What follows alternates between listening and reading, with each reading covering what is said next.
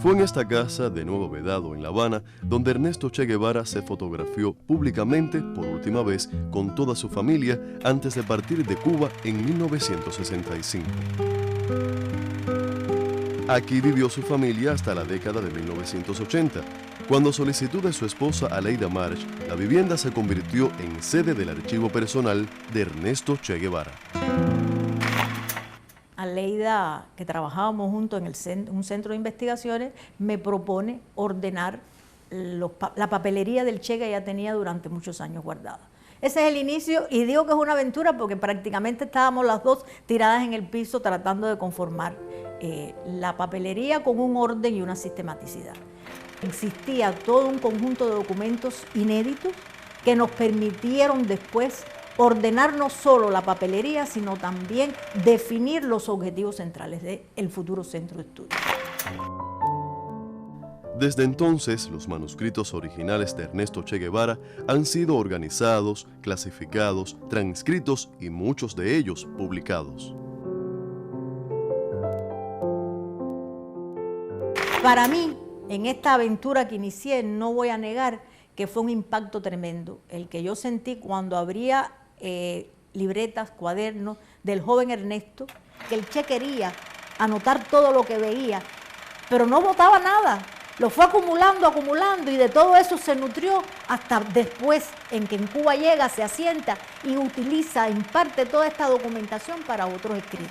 La fue acumulando e inclusive, como dice la mochila de viaje del Che o de Ernesto, esto resulta asombroso, de cómo cuando llegaba a cualquier país o pueblo, no solo sentía la necesidad de ver las condiciones sociopolíticas del país, de intimar con la población, sino también seguía estudiando, y cómo sentía la avidez y la necesidad de llevar todo esto en sus hombros, y donde llegara a plantar de nuevo su biblioteca, y lo fue guardando.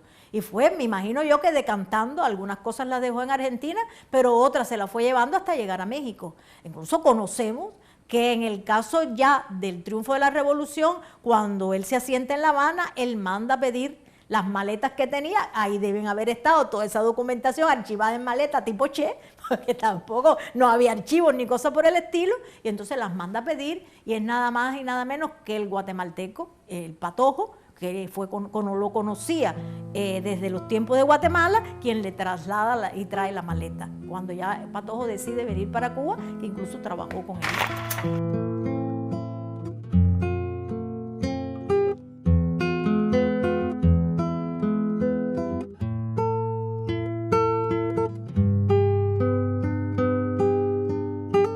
No era un propósito inicial del centro o del archivo ser un museo. Eso fue definido por Aleida, incluso aceptado por el propio Fidel, para conformar posteriormente un centro de estudio. E inclusive actualmente, aunque todavía queda mucho por hacer, nosotros lo que tenemos museable o como propuesta de museo es la oficina de trabajo del Che, que está en los altos de la casa.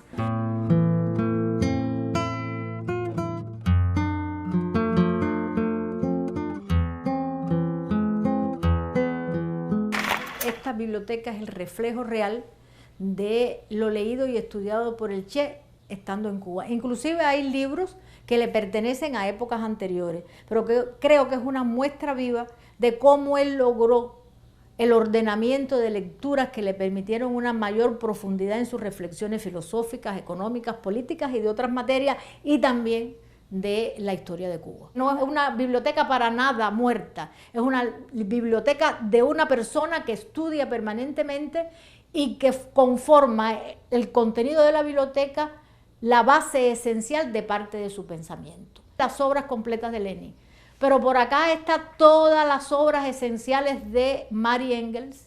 Estos papeles que ustedes ven aquí son las marcas personales del Che, donde él ponía conceptos que le interesaban resaltar y que después los incorporaba a los artículos o los escritos que él hacía. En la figura de Stalin también le interesaba en aras de tener información y de conocer de primera mano lo que estaba ocurriendo en la Unión Soviética de su época.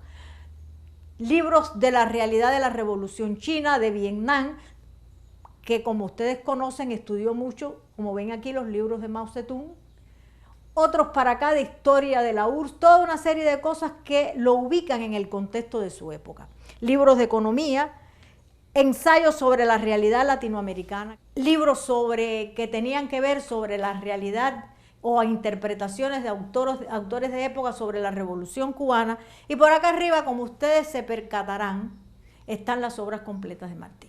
Libros de ciencia, e interesante porque, por ejemplo, mantenía en los libros de ciencia cosas específicas de matemática, de física, que fueron ramas de la ciencia que él estudió bastante, pero también le llegaban otras de ciencias específicas, como es, por ejemplo, la dinámica de los pastos de Voisin, que fue un investigador francés de suelo que estuvo en Cuba, incluso murió en Cuba, y que él fue llenando esta biblioteca de todo esto. La organizaba bajo su criterio, porque este ordenamiento está hecho por el propio Che, y por supuesto el marcaje de algunos títulos que también eran importantes reflejar en cada uno de los contextos en que él fue situando las obras de los clásicos del marxismo.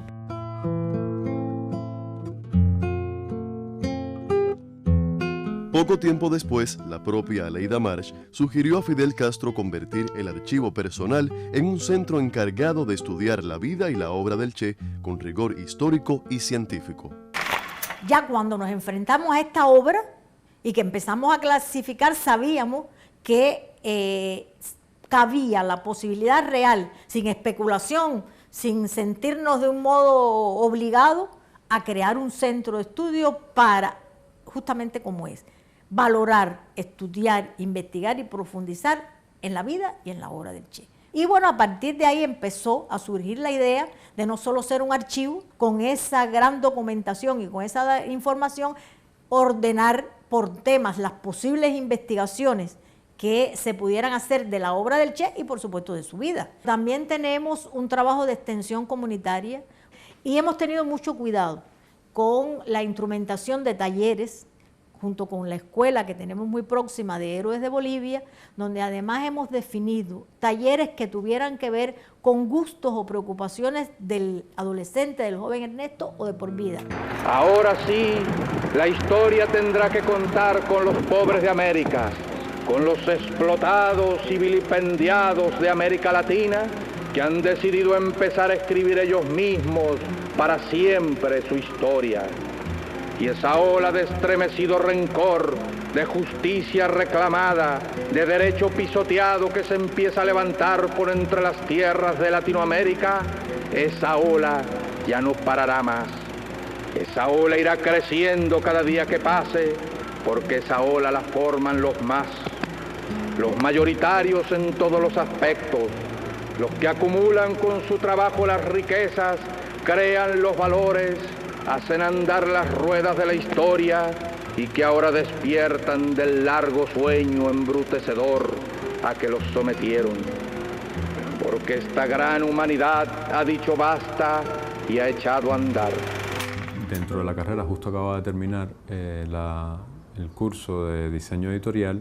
Acá en el centro me dijeron que sí, que bueno, me daban la oportunidad si me interesaba de realizar el diseño de este anuario.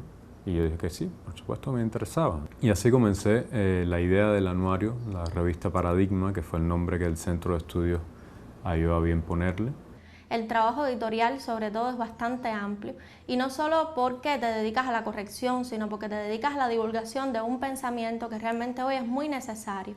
Y bueno, el trabajo con los niños siempre también te devuelve muchas experiencias y mucho conocimiento, porque es una nueva manera, que no es solo la publicación de un texto científico, de divulgar la vida y el quehacer de un hombre que realmente es un ejemplo necesario para las nuevas generaciones y para las actuales.